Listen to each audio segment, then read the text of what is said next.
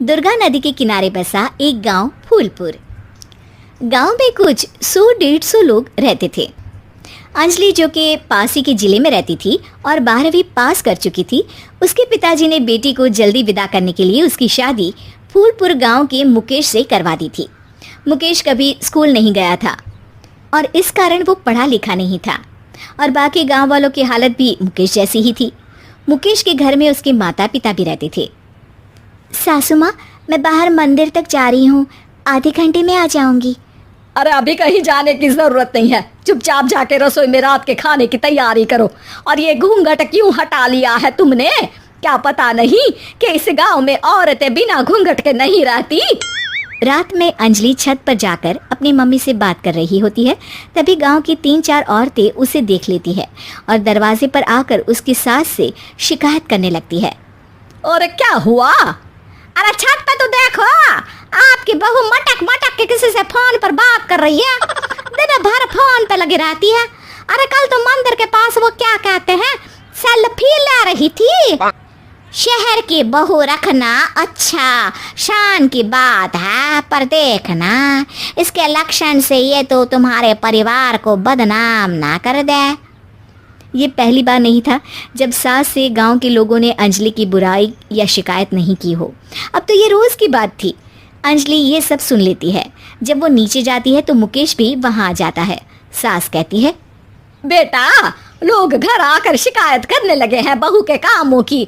देख लो, पति हो, संयम से रखो इसे। माँ जी, मैं तो अपनी माँ से बात कर रही थी क्योंकि यहाँ कोई बात करने लायक ही नहीं है और अब मैं माँ के पास ही रहूँगी। वहाँ क्या रहना, वहाँ बाहर के लोग तो ठीक है पर घर के लोग भी इज्जत ना दे सके। अरे नहीं नहीं अंजलि, ऐसा नहीं है, धीरे धीरे सब ठीक हो जाएगा, तुम फिक्र ना करो। अरे बस कुछ बोलना ही नहीं है, सर पे चढ़ा रखा है बहू को। सास मुकेश की नरम बात सुन के वहाँ से मुंह चढ़ाकर चली जाती है। मैं तो कहती हूँ हम दोनों शहर चले जाते हैं। मैं पढ़ी लिखी हूँ, मुझे वहाँ नौकरी भी मिल जाएगी और थोड़े दिनों में आप भी वहाँ कुछ काम ढूंढ लेना।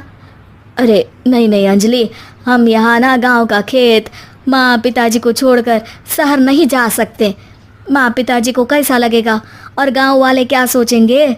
ये कहकर मुकेश सोने चला जाता है और अंजलि की गांव वालों द्वारा बुराई का सिलसिला बहुत दिनों तक चलता ही रहता है।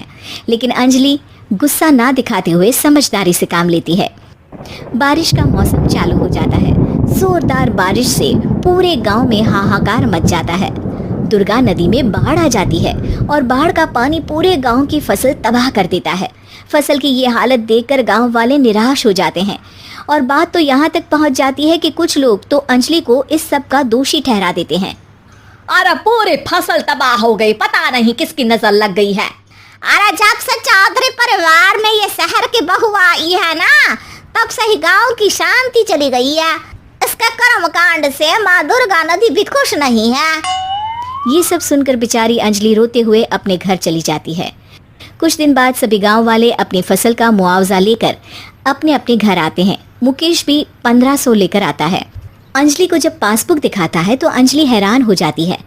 अरे, ये पासबुक में तो उन्होंने 4000 की एंट्री करी है और आपको सिर्फ 1500 दिए। सच में?